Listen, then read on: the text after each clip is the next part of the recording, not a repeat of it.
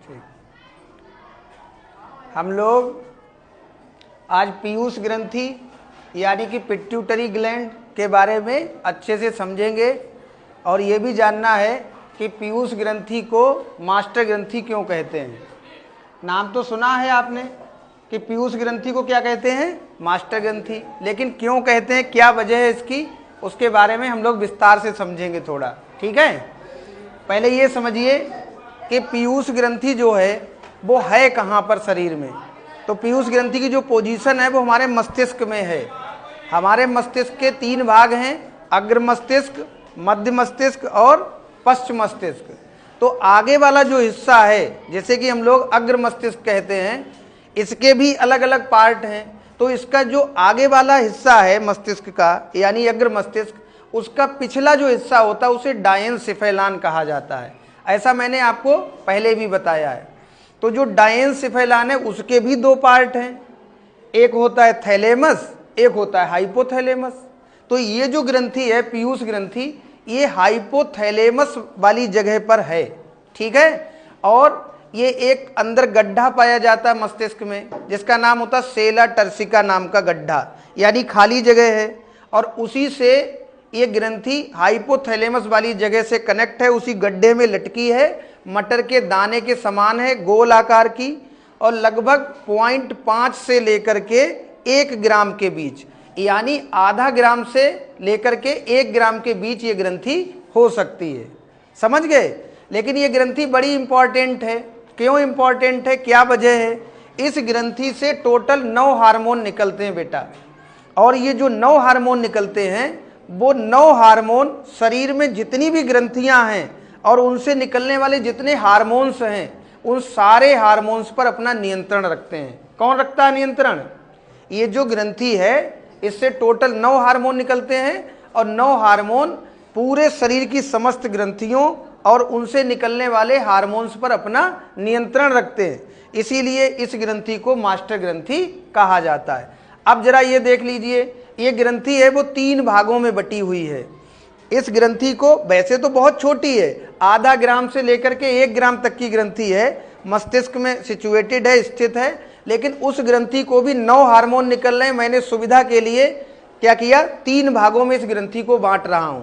मैं क्या बांटता हूं, सारे लोग इसी तरीके से अध्ययन करते हैं। तो इस ग्रंथि का जो अगला हिस्सा है, जैसे कि हम अग्र पिंडक कहेंगे, बीच का हिस्सा है उसे मध्य पिंडक कहेंगे, और पीछे का हिस्सा है उसे पश्च पिंडक कहेंगे। तो जो आगे का हिस्सा है उससे टोटल 6 हार्मोन निकलते हैं। अभी जरा देख लेते हैं। अग्र मस्तिष्क को हमने ऊपर लिखा है, और इससे टोटल कितने हार्मोन निकल रहे हैं? 6। पहला हार्मोन का नाम है GH. GH means growth hormone, जिसे हम लोग सोमैटोट्रॉपिक हार्मोन भी कह सकते हैं। ग्रोथ हार्मोन को हिंदी में वृद्धि हार्मोन कहेंगे। तो ये वृद्धि हार्मोन है क्या? ऐसा हार्मोन है, अगर ये किसी बच्चे का ज़्यादा निकल गया, आवश्यकता से लिमिट से ज़्यादा निकल गया, तो समझ लीजिए बच्चा, उसका शरीर वृद्धि बहुत अधिक कर जाएगा, उसका शरीर बिल्कुल भीम हो जाएगा। मीन्स ऐसे बच्चे के शरीर को भीम काय कहा जाता है। काया माने शरीर होता है, यानी शरीर बहुत विशाल हो जाएगा, बहुत लंबा चौड़ा हो जाएगा। कब? जब वृद्धि हार्मोन लिमिट से ज्यादा निकल जाएगा तब, जिसे हम लोग कहेंगे अतिश्रावण हो गया, यानी हाइपर सीक्रीशन हो गया। हाइपर माने अधिक, सीक्रीशन माने श्रावण।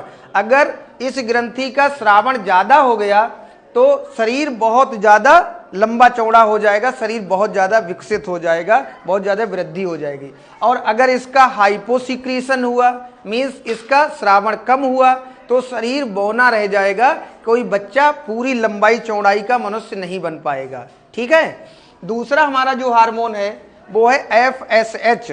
F मतलब फॉलिकल, S मतलब स्टिमुलेटिंग, H मीन्स हार्मोन, यानी पुटिका प्रेरक हार्मोन भी हिंदी में कहते हैं। ये हार्मोन अगर पुरुषों में निकलेगा तो पुरुषों में सीधे वृषण के पास चला जाएगा। पुरुषों में 1 जोड़ी वृषण होते हैं, वृषणों के पास जाएगा और वहां जाके शुक्र जनन नलिकाओं की वृद्धि और कितने ज्यादा वृषण हैं उनके आराम से कितना विकास हो रहा है, उस पूरे को ये सिस्टम कंट्रोल करेगा। और अगर महिलाओं में ये निकलेगा तो महिलाओं के सीधे अंडाशय में जाएगा। महिलाओं में अंडाशय कितने हैं? 2, एक इस साइड लेफ्ट साइड है, एक राइट साइड है अंडाशय। अंडाशय में जाएगा और अंडाशय के अंदर बहुत छोटी छोटी फॉलिकल्स बनी होती हैं, यानी थैलियां बनी होती हैं, जिनसे हर महीने अंडाणु बनता है। ऐसा मैंने आपको बता रखा है। तो अंडाणु बनाने वाली जो जगह है, फॉलिकल है जिसे कहते हैं, उस फॉलिकल को जाएगा और उससे कहेगा, यानी उसे प्रेरित करेगा कि आप अंडाणु बनाने का काम करिए। पुरुषों में शुक्राणु बनवा रहा है, यानी शुक्राणु जनन को प्रेरित कर रहा है, और शुक्र जनन नलिकाओं का वृद्धि विकास के लिए जिम्मेदार है। और महिलाओं में अंडाशय में जाएगा और अंडाणुओं को बनाने के लिए प्रेरित करेगा। किसे? अंडाशय की फॉलिकल्स को, यानी उनकी पुटिकाओं को। ठीक है। तीसरा हार्मोन है एलएच हार्मोन, जिसे ल्यूटिनाइजिंग हार्मोन कहते हैं। ये हार्मोन एंड्रोजन्स, यानी पुरुषों में नर हार्मोन को स्रावित करने के लिए जिम्मेदार है। अगला हार्मोन है टीएसएच, यानी थायराइड स्टिमुलेटिंग हार्मोन। तो ये हार्मोन निकल तो रहा है पीयूष ग्रंथि के अग्रपिंडक से, लेकिन काम किससे कराएगा? थायराइड। थायराइड ग्रंथि कहाँ होती है? गले में, अंदर साइड में, एच आकार की है, मैंने बताया है। तो थायराइड ग्रंथि के पास जाएगा ये हार्मोन, किसके द्वारा? रक्त के द्वारा। भाई रक्त ही तो पूरे शरीर में हार्मोन्स को इधर उधर ले जा रहा है, तो रक्त के द्वारा, रुधिर के द्वारा चला जाएगा और थायराइड ग्रंथि से क्या काम करवाएगा कि तुम अपना काम करिए। और थायराइड ग्रंथि क्या काम करेगी? वो कहेगी ठीक है भाई, आदेश मिल गया है, निर्देश आ गया है, तो थायराइड ग्रंथि अपना काम शुरू करेगी, यानी थायराइड ग्रंथि थायरॉक्सिन नामक हार्मोन का स्रावण करना शुरू कर देगी।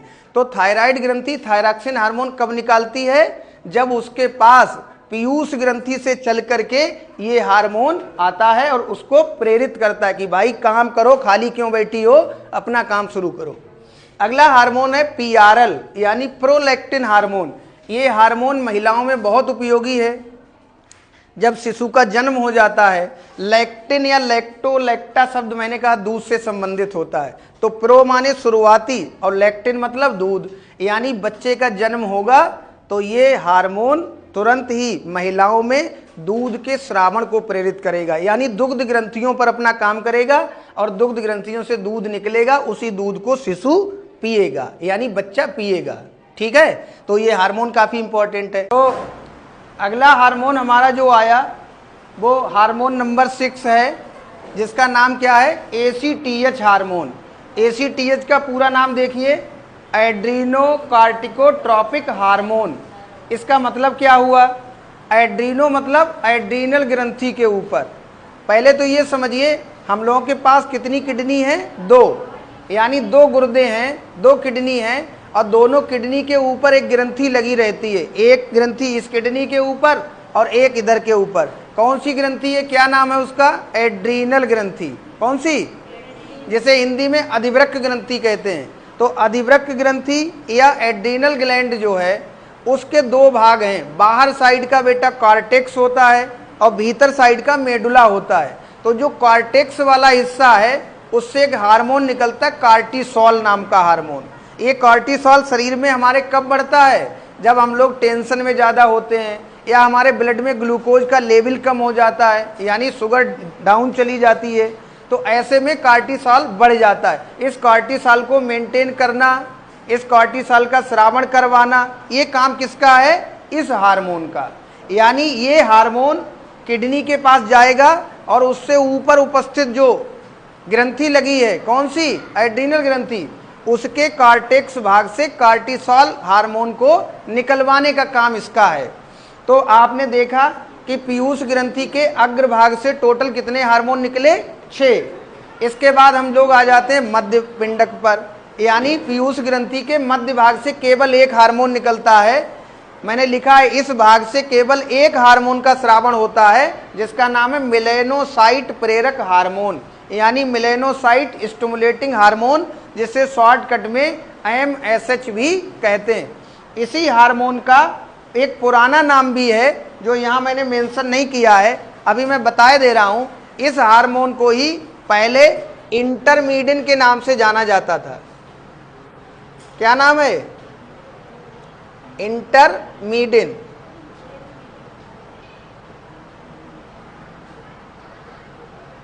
तो ये इंटरमीडियन हार्मोन है, वो इसी हार्मोन का पुराना नाम है। क्या काम है इस हार्मोन का?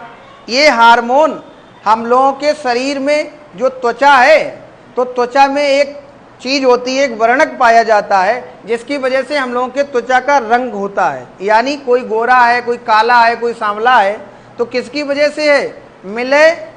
एक मिलेनिन नाम का वर्णक पाया जाता है। अब वो मिलेनिन कौन निकालेगा, कौन बनाएगा?